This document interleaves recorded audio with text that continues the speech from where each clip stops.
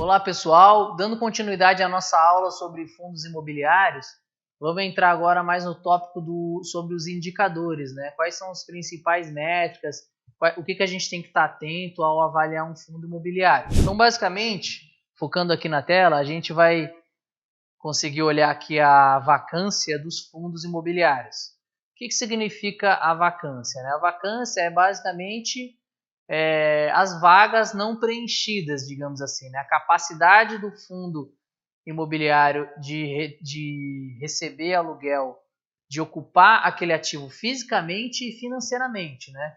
Então, basicamente, fisicamente é o seguinte, eu tenho 10 salas para alugar e eu só consegui alugar 9. Então, digamos que a minha vacância é de 10%, né? E a minha ocupação é de 90%. Já a vacância financeira é o seguinte, eu tenho uma capacidade, segundo o gestor, de receber 10 mil reais de receita em todos os meus ativos ali. Então, digamos que a minha capacidade financeira é de 10 mil reais em termos de aluguel. Se eu só receber 9 mil, então a minha vacância financeira é de 10% também e a minha ocupação financeira é de 90%. Porque nem todo ativo tem a mesma capacidade financeira. Então é legal a gente dar uma olhada nos dois, para saber como que está sendo essa ocupação. E aí, a vacância tem a atual, que é a do presente momento, ela sempre é emitida ali nos relatórios mensais, que você consegue pegar no site das gestoras. E é sempre bom olhar a vacância histórica, né? Então aqui a gente pega aqui no site do Funds Explorer, a vacância de um fundo que chama GGRC11. É um fundo de logística, né, e industrial, e aí a gente consegue olhar todo o histórico dele, né, de vacância. Então a gente consegue ver que em termos de ocupação física, desde fevereiro de 2019 ele está totalmente ocupado, e ocupação financeira também, ou seja, ele está ali em 100% desde 2019 e nunca teve então vacância, né? A vacância sempre foi zero, ou seja, tudo ocupado. Então é um fator positivo para o fundo, né? Outra métrica que tem que se olhar bastante é o dividend yield, né? É o DY ali. O que é o dividend yield? É o dividendo pago nos últimos 12 meses sobre o preço da cota, né? Então, basicamente, o dividendo pago por cota sobre o preço pago negociado ali no valor de mercado.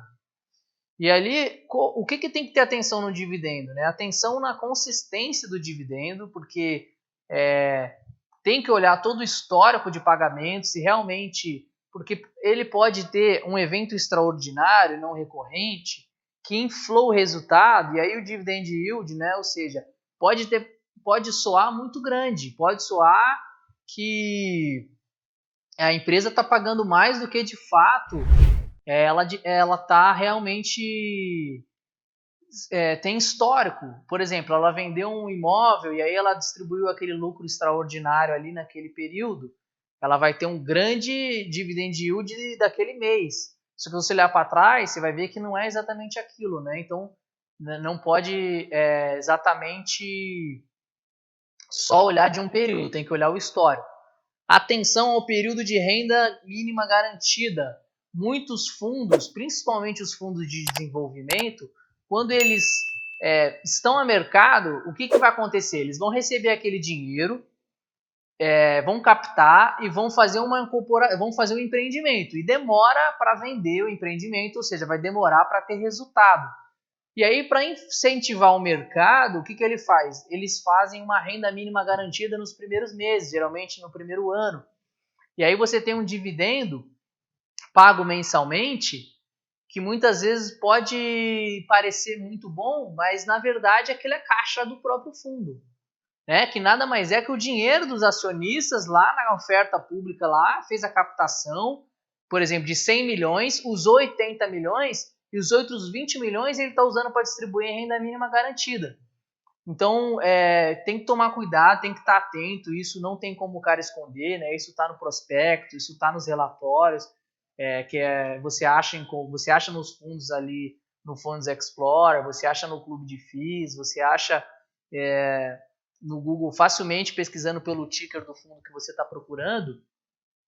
Então você consegue encontrar essa informação e ficar atento ali se realmente é um dividendo operacional ou se é esse dividendo do caixa, né, que não é sustentável. Outra coisa que tem que se olhar é que o preço pode influenciar o dividend yield. Se você tem uma queda na cotação, simplesmente essa métrica vai explodir, vai aumentar muito e vai parecer que ele paga muito dividendo, né? Mas a gente tem que olhar por que teve essa queda na cotação, qual o problema, né? Por exemplo, em 2019, a gente teve ali o fundo XP Macaé, que ele é monoativo, ele é dono de um ativo lá em Macaé, um prédio comercial da Petrobras, e a Petrobras, nessa campanha de corte de custo, anunciou que vai cortar o contrato, né, vai pagar a multa e vai se desvincular do ativo, ou seja, aquele fundo imobiliário agora vai ter um ativo totalmente com 100% de vacância nos próximos anos e vai ter que correr atrás de como ocupar um prédio desse em Macaé, que é uma cidade totalmente dependente da Petrobras. E a Petrobras está diminuindo ali a sua operação naquele edifício. Então, assim, tem que ficar ligado, né? Tem que ficar ligado, não pode olhar o dividend yield sem olhar por que ele está com um valor muitas vezes fora do mercado. Uma outra métrica aqui é o valor patrimonial do fundo e da cota, né?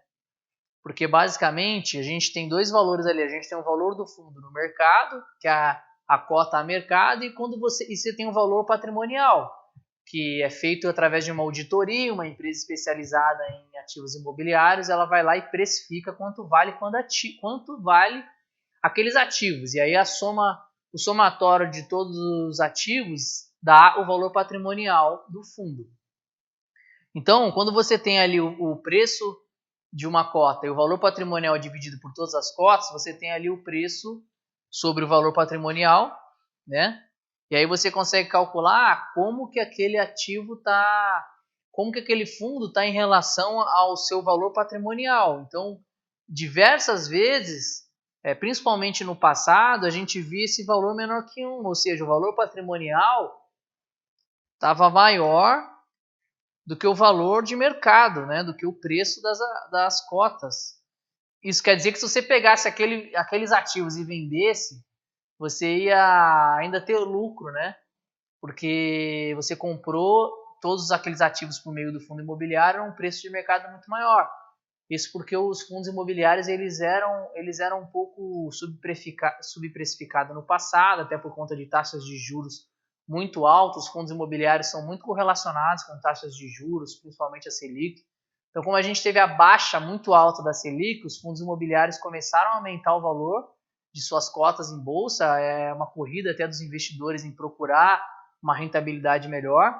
E aí, hoje em dia, já não é tão fácil encontrar um preço, né, um VP sobre um preço sobre valor patrimonial abaixo de 1, né? Hoje já você encontra algo próximo de 1 e pouco, é algo que é mais comum. Outra coisa que se olha muito é o CAPE Rate, né? Que é a sigla para Capitalization Rate. Basicamente, o que essa sigla faz, né?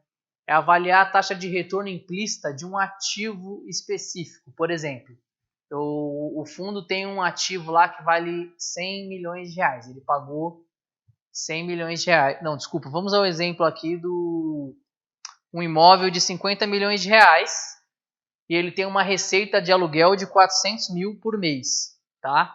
Então, o que a gente vai fazer? A gente vai primeiro fazer 12 vezes 400 mil para saber qual é essa receita anual. Então, 4,8 milhões por ano é a receita estimada em aluguéis ali desse imóvel.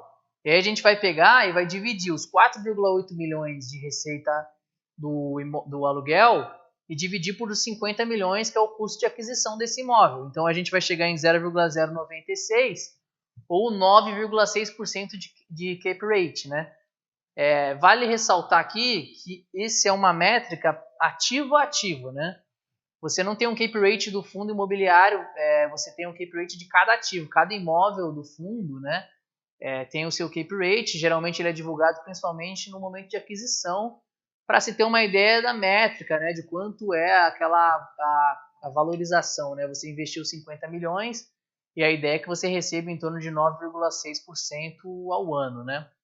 Obviamente que essa não é que o acionista final vai receber, né? Ele tem ali a taxa de administração, a taxa de gestão, pagamento de impostos sobre aquela receita bruta, né? E por fim, sim, você vai ter o dividendo distribuído fora os custos, né, da operação de um fundo. Outra métrica bastante importante de olhar é o valor por metro quadrado do aluguel. Qual que é a importância disso, né? Você conseguir comparar se o preço praticado da região está próximo do preço do mercado, né? Então, quando você começa a ver ali que o valor por metro quadrado do aluguel do seu fundo, e aí você consegue fazer uma pesquisa muitas vezes a mercado ali da região, né? Começa a ver que tem uma certa discrepância, então pode ser bom, pode ser ruim, né? Você pode ver, o gestor fez bons negócios, né? Ele fez uma aquisição a um preço bom e conseguiu alugar agora a um valor ali, um metro quadrado muito acima do mercado, mas você tem que ficar esperto que se um contrato com vencimentos mais próximos, o que vai acontecer? Vai haver uma negociação, com certeza, aquele inquilino vai usar do argumento de que o mercado está com preços mais baixos, provavelmente vai ser renegociado, o aluguel vai diminuir e isso vai impactar nos dividendos. Então, assim, esse tipo de coisa tem que ser olhado na análise, né? Porque muitas vezes só porque momentaneamente você está com um bom preço, não quer dizer que isso vai ser sustentável. E o contrário também diz muito sobre a gestão, né? Você está com um preço muito abaixo do mercado, pode ser que a gestão não esteja, pode ser que o gestor do fundo não esteja mandando muito bem, não esteja encontrando oportunidades adequadas, se você mesmo conseguiu perceber que há outras no mercado, né? Então, cabe ao gestor correr atrás desse prejuízo e conseguir também adequar a uma taxa mais próxima do mercado. Atenção também às taxas de administração e gestão, né? Para não comprometer a rentabilidade dos dividendos, porque tem fundos ali que têm taxas de administração e gestão muito maiores do que outras. E se você comparar em termos qualitativos, os dois fundos são bons, os dois fundos têm grandes perspectivas de valoração da cota, o dividendo é bom, mas uma taxa de administração é muito maior do que a outra, então no longo prazo, quem está cobrando menos tende a entregar um dividendo maior, né? Então é uma coisa que se olha. E área bruta locável refere-se à área efetivamente locada e, portanto, geradora de receita. Então, basicamente, é uma métrica importante para ver quanto realmente daquela área toda que o fundo tem é rentável, né? Porque ele pode ter uma área bruta muito grande, mas a parte locável é pequena, porque ali tem uma reserva florestal, porque ali tem alguma coisa que não pode ser vendida. Então, assim, é importante sim analisar, né? Não, além da área bruta, a área locável. E agora também passando por um aspecto mais qualitativo da análise, o que o investidor tem que olhar? A localização, se a região que está é nobre, se o bairro é bom, a facilidade de acesso, principalmente assim, fundos de logística e industriais. Tá perto da estrada, tá perto de polos logísticos, tá perto, por exemplo, de uma estrada que liga ao porto, tá perto de uma estrada de ferro, tá perto de grandes vias, né, para o eixo Rio-São Paulo aqui. O fundo está perto da Via Dutra ali, que leva, né, no eixo, grandes vias rodoviárias, né? É importante olhar. A parte comercial, por exemplo, ali em São Paulo, a gente tem ali áreas nobres, né? Bairros conhecidos, a área do mercado financeiro ali, Faria Lima, a Avenida Paulista. Onde está esse imóvel, né? É importante olhar a localização. Para os fundos de papéis, olhar os ratings dos papéis, as notas de risco, né? Já falei sobre isso em outros módulos. Existem empresas que fazem a nota do risco, né? A Fitch, a SP, a Moody's, tudo isso é precificado e é possível olhar a qualidade do crédito daqueles fundos de papéis, né? E também olhar a taxa de juros contratadas desses papéis. São taxas boas, são taxas acima do mercado, são taxas muito próximas do que um investidor pessoa física consegue, então já não vale muito a pena, né? Hoje, por exemplo, a gente vê a rodo 100% do CDI, 110% do CDI a gente encontra como pessoa física. Então, se você começa a encontrar papéis ali muito próximos do que você conseguiria fazer sozinho, talvez já não vale a pena você pagar uma taxa de administração e gestão para encontrar taxas próximas, né? Então é importante se olhar. A qualidade do imóvel, né? O edifício lá tem garagem, tem tecnologia envolvida, tem diferenciais como bons restaurantes, elevadores mais modernos, cancelas, segurança, tudo isso impacta, porque um imóvel com maior qualidade, ele é alugado por um preço maior, e isso vai refletir nos dividendos lá na frente, né? E por fim, também avaliando a gestão, né? Eles têm alinhamento de interesse com os cotistas, olhando o histórico, eles têm alocado de forma eficiente os ativos, conforme eu falei, né? Por isso é importante olhar a métrica lá do valor por metro quadrado, você consegue olhar até uma eficiência da gestão. Não, eles estão muito próximos do mercado, não, eles estão defasados em relação ao mercado, né? Tem reduzido o custo ou tem aumentado o custo, né? Então, tudo isso reflete na distribuição do dividendo e é importante avaliar também a gestão do fundo.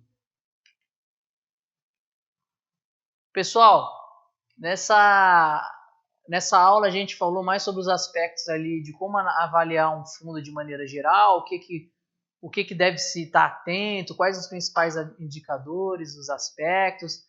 E no próximo módulo, na próxima aula, a gente vai falar um pouco mais na prática, né? Como fazer uma avaliação de um fundo mesmo e como selecionar esse fundo. Até a próxima aula, obrigado.